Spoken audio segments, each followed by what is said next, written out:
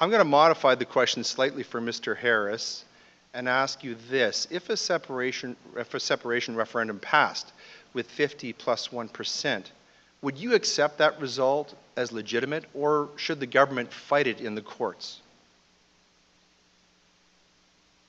So basically, the Libertarian Party of Canada has always supported the Canadians' right to self-determination since 1973. And I've been going around during this by-election talking to many of my neighbors, many of my other fellow communities, and going across the riding talking to the people of this riding. And many people feel that they are out of hope. They're out of money and they're out of time. A lot of people feel that if they are not granted support or their right to leave this country within the next couple of months or years, they will have to leave this country because they cannot afford to be here anymore. They cannot afford to run a business here anymore. They cannot afford to have a family here anymore. And as someone who wants to live in this province and in this riding for my entire life, I'm not only out here trying to fight for myself, but for my family and for my community. And I would like to see us get past 51% in a referendum on Alberta independence. And I would say it'd be legitimate. As it is a majority, it is the will of the people, and I would back it. Thank you.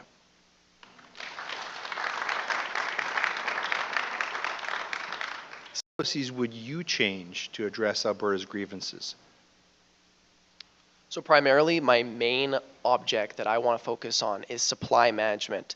I've been going around to a lot of the people and a lot of the farmers in this riding that they have to dump hundreds or thousands of liters of milk or have to break thousands of pounds of eggs every single month just because the government doesn't let them produce what they want to produce. I believe that's a big policy for rural Albertans that needs to be abolished. If we are wanting to have cheaper food, cheaper poultry, and cheaper milk, then we should be allowed to produce the amount that we want to produce. And this goes hand in hand with our party's belief that we should have a free market and less restrictions on Albertan businesses.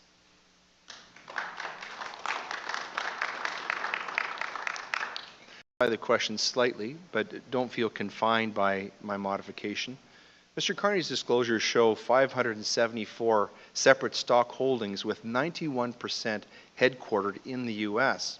Yet he claimed during the election campaign that he owned nothing but cash and personal real estate. Those are his words. Should voters have been told about these extensive financial interests before the last federal election? Oh, absolutely. The real question we should be asking here is, what have the Liberals not lied about, if I'm going to be honest with you here? Like, we look at Carney's track record, we look at Justin Trudeau's track record. They've pretty much lied on every single policy point that they have came in with trying to run this country with. And they're trying to take advantage of a system that regular Canadians can't take advantage of. We want to be able to, as Libertarians, advocate to lower your individual taxes so that you are able to keep your own money, while he is able to take advantage of that just himself. He's able to take that money and keep it in his own pocket, and while at the same time stealing every other cent out of all of your guys' pocket. That's ridiculous, in my opinion. Yeah, 100%. Every other Canadian should know that, and they should have known it before the election. Thank you.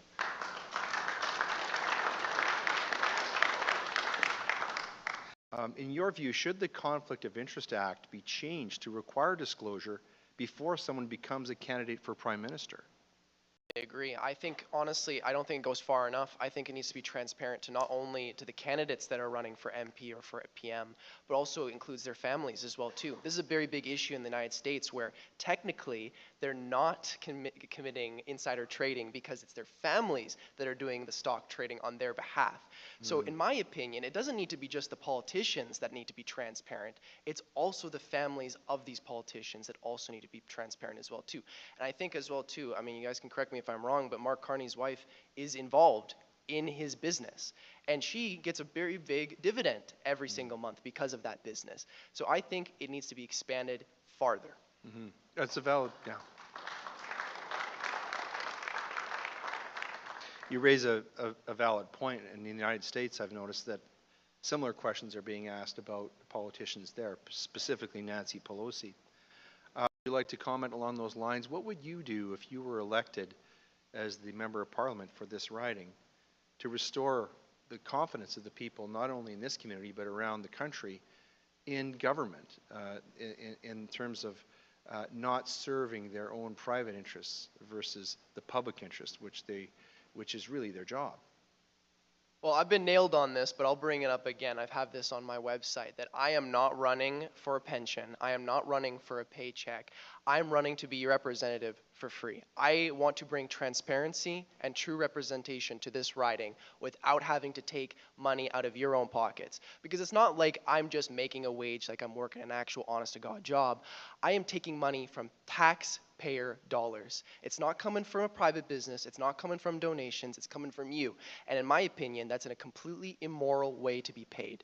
And if I'm elected, I would not take a wage. And if the government would force me to take a wage, I know someone said that on the live stream last night, what I would do is then donate all of my wage back to the constituency at the end of each month.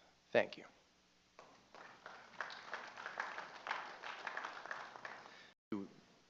Well, honestly, I agree with it as well too, but the thing is that we're being screwed over and lied to on all levels of government, from all of the parties that are running this country. They tell us in one area that we have a constitution that guarantees our right to transparency. Well, they lie to us. They tell us half-truths, and they deliberately hide things that we won't find out until 40 years from now. They tell us that we have the right to assembly, and they get rid of our protests. They tell us we have the right to freedom of faith, and they shut down our churches and tell us that we need permits to go into a congregation. In my opinion, it's ridiculous, and across the board, we see corruption.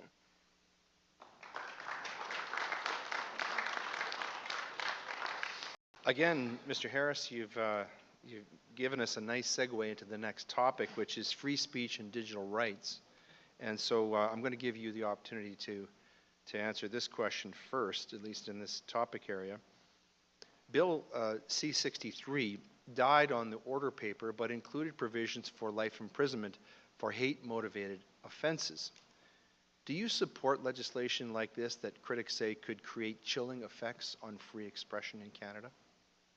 Well, as libertarians, we absolutely oppose any restriction on the right to freedom of speech. In my opinion, I'm going to sound like a little bit of a liberal here, so be a little bit, have mercy on me here. But I do believe in a little bit of cancel culture. I believe that you have the right to freedom of speech, but not a freedom of consequences. If you say something that your neighbor is not wanting to hear, or if you say something that your community is not wanting to hear, that is something that you have to deal with as an individual. But you shouldn't be imprisoned or have your life taken away or your job taken away just because you hold an opinion. And I absolutely disagree with this federal government that for the last 10 years has been trying to silence all forms of freedom of speech, whether it just be a simple conversation, an insult, political ideas, or religious values. It's ridiculous, and we'll fight to end it as best we can.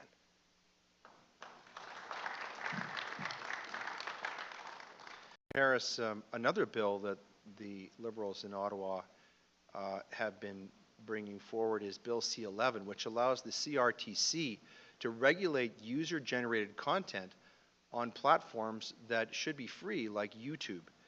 Should the CRTC have this level of control over what Canadians see on social media? And if elected, what would you do about that? Well, if I was elected, at bare minimum, I would be a voice to say, this is not right. This is not right that we are regulating and controlling as a free society what we can see online. It's not like people are viewing, it's not like this bill is trying to stop us from viewing harmful content, or it's trying to be something that we're protecting people from. No, this is just another avenue of control, so they can push their censorship, they can push their bias, or their fake news. And frankly, as libertarians, we believe that if there's a private company that's running these social media platforms, it should be their dictation on how they run their platforms and how they run their guidelines. It shouldn't be up to a federal government to dictate and control a multinational corporation on what they want to have as their regulations.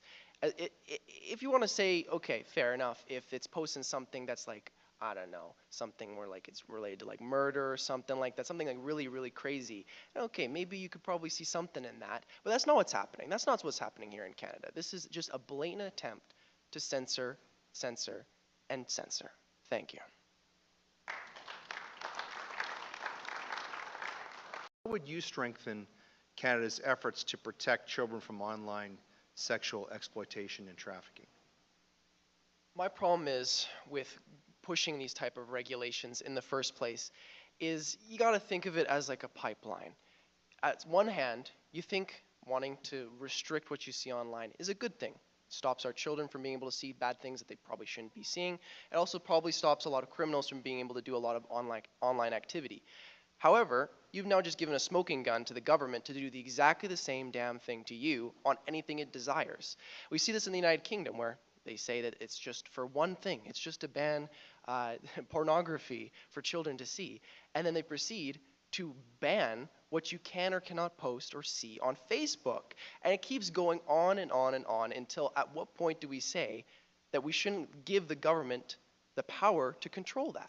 That's where I would disagree with it because, like I said, at what point do you see the government finally drawing a line and saying, this is where we're going to stop? Because most of the time, they don't. And you've just now given them the power to do it whenever they want. Even if a good government comes in and says, okay, for the next 4, maybe 12 years, we'll run it as a good platform. Okay, well then what happens when the Liberals come back in? Now you've just given them that same power to take away your rights to see what you see online. And I just see it as ridiculous. So the real question is where do we draw the line and how long can we keep it that way without other governments and other parties from taking advantage of those bills? Thank you. Libertarian, what is your position on cryptocurrency regulation and central bank digital currency, or CBDC, and how does that position differ from that of the other parties, either your present opponents or other opponents who are absent? Well, in my personal opinion, I still support fiat currency somewhat. I still believe that we should have a gold standard backed dollar here in Canada.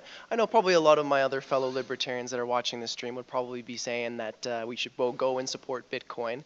But my problem is that when I have a currency, I want stability. I want my currency to not have inflation. I don't want to have to go to the store and have to pick a day on when I want to actually buy food because one day it's $5, one day it's $2, one day it's almost $15. I want it to stay the same for as long as possible, for as best as possible. And the problem is what we're dealing with in this country is our currency is not really highly valued. And we can see in our store shelves where that price of our goods is going up by each month. I don't see it going down. I keep seeing it go up. So we need a better currency reform, and we need to continue to increase the value of our currency, whether that means backing it on a gold standard like I would suggest, or supporting other alternatives like Bitcoin. Thank you.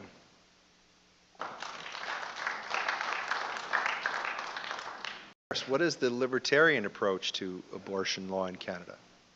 Well, this has been a universal belief that libertarians have held since its inception, since 1973 for our party standpoint, that politicians should not dictate bodily autonomy on any level. It should be a decision both on the mother and on the doctors that are making those decisions, not the politicians, not the bureaucrats, not the people that are writing the pieces of paper. It's up to us as a society to make those decisions for our own selves.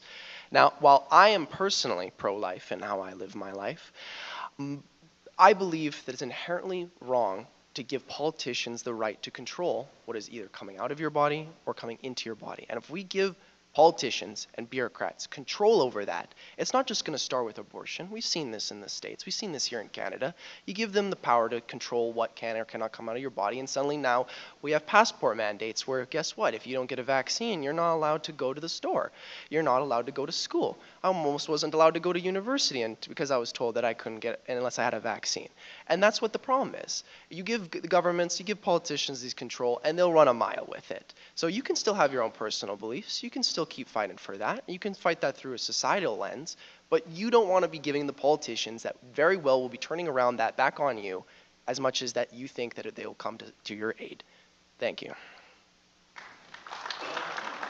Leaders in medical assisted death.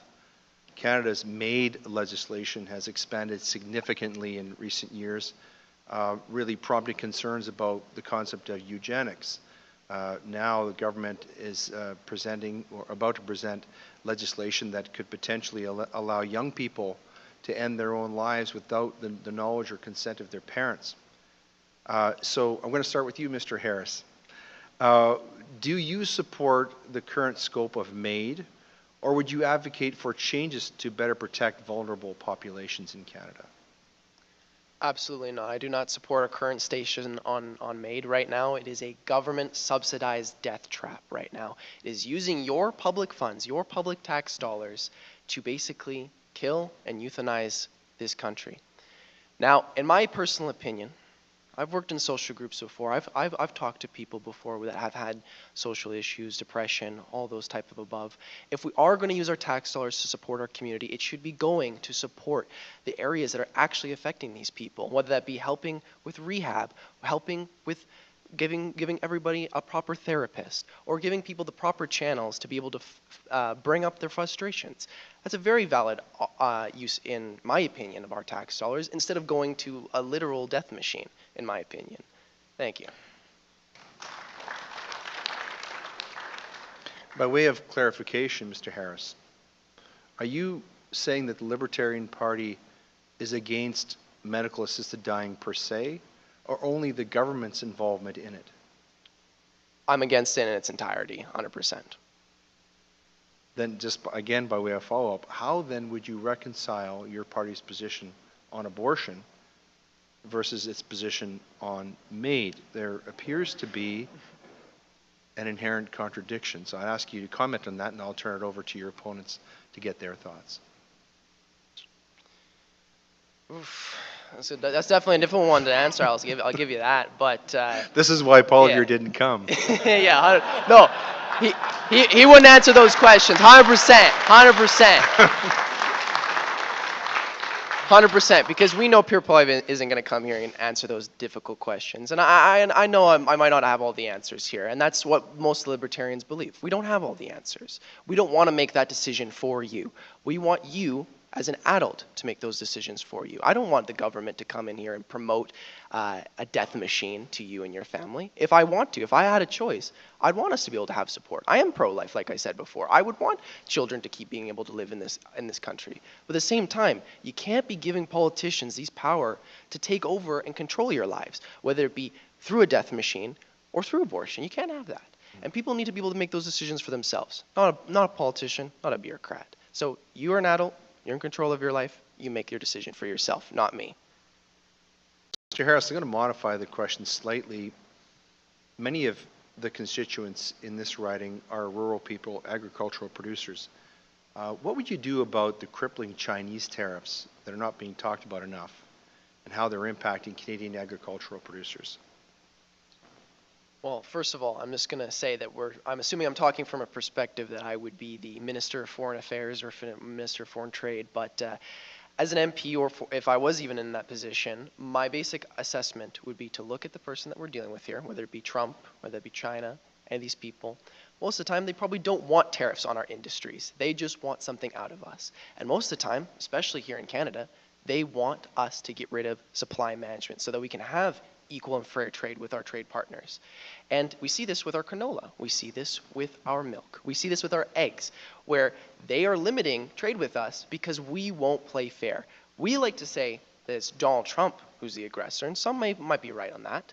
But honestly, Canada has been the aggressor for probably the past 20 years in how we conduct our trade, where we're trying to be the big guy by making our business look so great when really we're actually hurting our own businesses with policies such as supply management or limiting our access to proper infrastructure. A lot of the areas in this area don't have access to proper water production.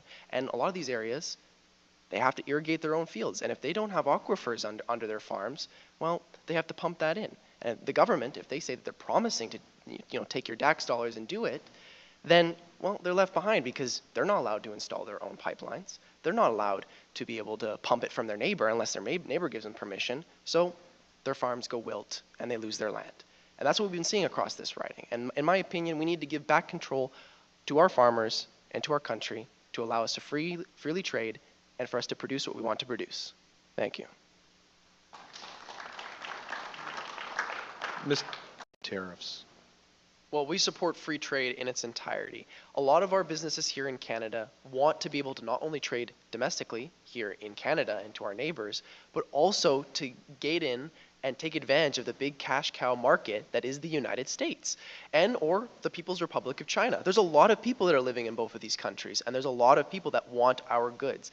And when we put tariffs on a country, well, guess what they're going to do? They're going to put tariffs right back on us. And that limits what private businesses are allowed to sell and who they can sell it to. Because a regular Joe from this riding, there's not too many big businesses that live in this riding, are not going to be able to compete with big businesses that maybe can afford that fine. And so if you're a smaller business that maybe has a oil rig on your farm, or you want to be able to ship your milk to Seattle, you can't do that now because the government has effectively stopped you from being able to sell your goods to other countries unless you pay a higher price. Ultimately, freer trade helps both sides, because if I want something from the United States, I can get it for cheaper. And if the United States wants something from us, they can also get it for cheaper, which helps both sides. It's not just a game of Canada first, everybody has to take advantage of here in Canada, but how can we both benefit? And free trade benefits everybody. And in my opinion, there's very little downsides to not wanting tariffs. Thank you. What's the Libertarian position in this regard? Well, in this regard, as you probably could expect, we believe in the individual's right to choose their own lives.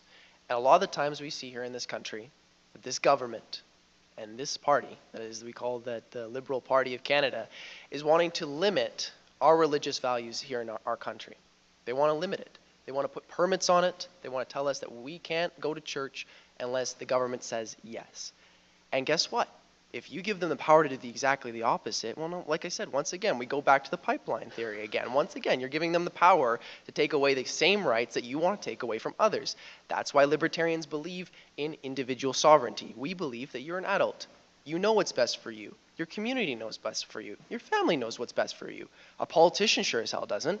And so you need to make that decision on your own. A politician can't tell you who you love, and a politician can't tell you how to live your life. And that's been our politician, or our statement and our belief since 1973. Thank you. About this issue of, making stronger laws to protect religious freedom, have marriage and family and sexuality in Canada. Would you care to comment? Well, we believe as libertarians in something called negative freedom, or freedom B, which is the belief that we should have freedom from the government or other entities that wish to control or regulate those laws or rights. Whether if you're in belief of positive freedom, which is the belief that you should have someone to make those laws on your behalf to give you freedom. Well, I disagree with that. I believe your freedom is a God-given right, and I don't believe that a politician should be able to regulate or control that. And so you're asking me, do I want a bill or do I want the government to give me more freedom? Well, I'm all for more freedom, but the problem is I've never seen a politician in my life ever give something for free in a bill. They give you something, and there's always some caveat or consequence that comes with that. And whenever you give the government power to give you that freedom, well, now you've just given them the legitimacy to take it away. And that's what we don't want. We don't want them to be able to take away your freedoms. We don't want them to give the power to take away your religious rights. We don't want to see that. And we'll be out here fighting for that as long as we can. Thank you. By way of follow-up, Mr. Harris, what would you say to those who would say that the right of your fist ends where my nose begins? I have to ask you to define it a little bit more. Well, answer that. You say that people have freedoms, Yeah. a freedom to do X. What happens when the expression of that freedom comes into conflict with the freedom of someone else's? In other words, I'm using the metaphor of this is John Stuart Mill, my fist in your nose. Do I have the right to punch you, or does your nose have rights, the right not to bleed? So there's actually a good answer to this. Libertarians believe in something called the non-aggression principle, which basically believes that you as an individual are in control of your life and not others. You can't make a decision for other people unless they also consent to those issues. And we have a problem where people believe that they're able to, want to be able to take control of other people's lives, to be able to limit what they can or cannot do. And most of the time, that limit comes at the value of unconsensual